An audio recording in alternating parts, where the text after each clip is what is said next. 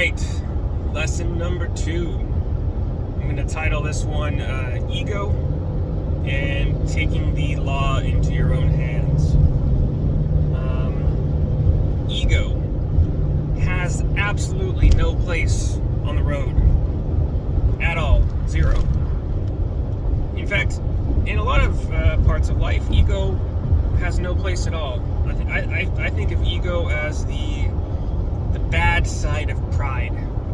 Like, pride is great. You take pride in your work, take pride in your accomplishments, whatever. Ego is allowing pride to negatively affect your emotions. In my opinion. That's at least my definition for ego. And given that definition, ego has no place on the road. If you're getting tailgated because the person behind you wants to go faster and you are in a position to move over again to the right, if I'm following off of the last lesson about passing the left, getting back to the right as soon as you can, increasing your speed in the left lane and the passing lane to like the same speed as the traffic that you're kind of merging into to do the passing. If you're in the right lane and you got somebody behind you who is tailgating, the lesson that the driving books and instructors would want you to incorporate into your driving would be to actually slow down a bit to increase following distance.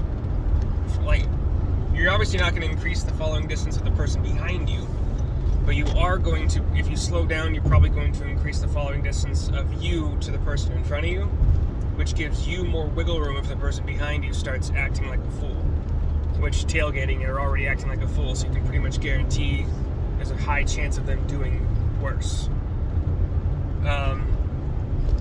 But if you're getting tailgated, the best thing to think in that instance is, man, this other guy's an idiot, and then nothing else. Because A, it gives you a feeling of moral superiority and better driver superiority, and B, it's a good way to stave off anger at getting tailgated.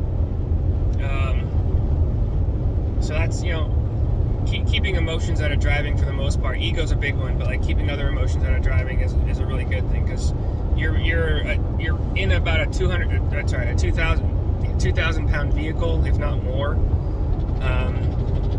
and lots of damage can be caused by little mistakes. So keep ego out of it, keep anger out of it.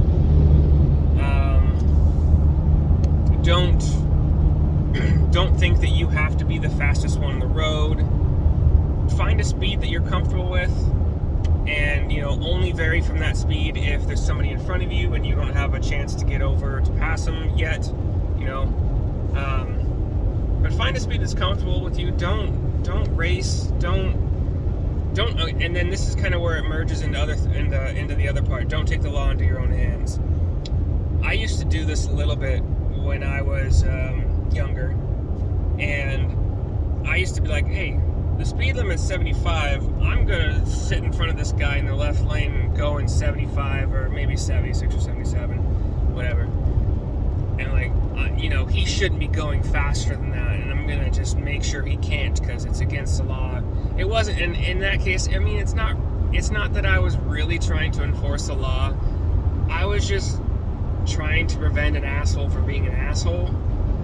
But the problem is, when you do that asshole behind you is going to try to find pathways around you, possibly between you and another car, when they shouldn't do that. And then that can cause not only yourself, the car that's behind you that's being the asshole, and the car that's to the right, who you're slowly passing. Again, going back to if you're in the passing lane, speed up to the flow of traffic in that lane or faster. Accomplish your pass quickly. Get back in the other lane. Because again, you want escape routes. I've got 2 semi-trucks on my right now. I'm in the passing lane. I'm going a little bit faster than I'd like to, but I'm keeping up with the pace of traffic in front of me. and I just passed that semi-truck in a couple seconds, so now I have an escape route. There's an escape route to my right here. Sometimes I'll even wait. If the traffic's going slow enough in the passing lane that I'm going to be next to a semi-truck for a long period of time because they're going that slowly, sometimes I'll wait. I'll wait until there's a little bit of distance, and then I'll just speed up to catch up, so I'm only next to the truck for a couple seconds, because trucks are just as dangerous, if not more, in a lot of cases than cars, because they have more weight to throw around. Little mistakes can escalate much worse in trucks. I have a CDL, so I understand driving very heavy machinery. I've completed my pass, getting back over. But yeah, ego, thinking that you're supposed to prevent other people from doing the dumb shit things they want to do. There's no point. You're literally not going to change anybody's mind. You're going to create road rage. This guy on the left, I'm going 75 into 75 because I really don't like cruising any higher than that, to be honest. I got a guy next to me who's going to be swing. I've had people fly by at 90 into 75. Hey, good job, idiot, and then move on. It's not your job to police other people. It doesn't do any good. It probably causes more accidents than just those people driving fast by themselves. In fact, there's a lot of studies that have gone over the possibility of increasing speed limits in a lot of areas, on a lot of highways and freeways, because they have found that reducing the speed limit to 55, 65, whatever, when you can easily, comfortably, and safely go 75, just doesn't do any good. It just creates anger and resentment in those people that in order to follow the law, I got to go 65, even though this is a very comfortable road to go 75 on. I don't know where those studies have gone. It's been a long time since I've heard them. I don't really think much changed. Texas does pretty well, though. So I've been living in Pittsburgh for a while, and the speed limits there on roads in the city, country roads, freeways, highways, whatever, they're very low. They're very low speed limits, and people constantly, the flow of traffic, the flow of the majority of traffic on a 25 mile per hour road is about 40. And I experienced this in Sacramento, California also. But 35 you're going 50, 55, 55 you're going 70, 75. Texas does it right, though. They have a 75 mile per hour speed limit on freeways, which is comfortable for most fast driving people. I'm not much of a speeder in general, but when I live in Pittsburgh, if I'm not going with the flow of traffic, I am causing an impediment. I am in the way of those speeders, and thus kind of makes me feel like I have to go faster in order to not block traffic and possibly cause an accident with somebody who's just not paying the closest attention. Like I said last time, in the last lesson, somebody's going much slower than the speed limit or much slower than the flow of traffic. Sometimes the people that are coming up on those people don't notice it quickly, and then they try to get into the passing lane, but there's somebody over there, and it's oh my god. And yeah, Texas has done it right as far as I've been in here. I'm on my way to Corpus Christi. I'm going to follow the Gulf Coast all the way down through most of the Florida coast. I'm going to skip a little bit of the Southwest and head over to Key Largo, all the way down to Key West.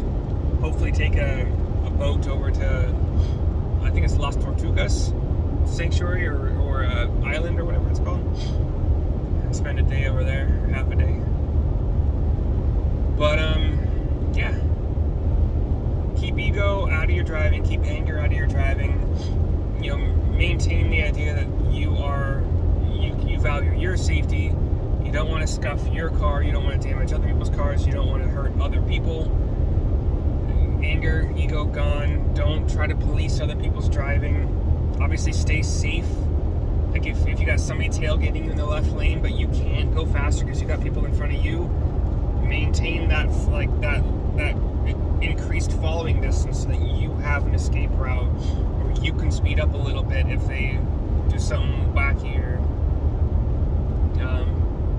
Yeah, next lessons probably are going to involve more traffic, city driving, stoplights, paying attention,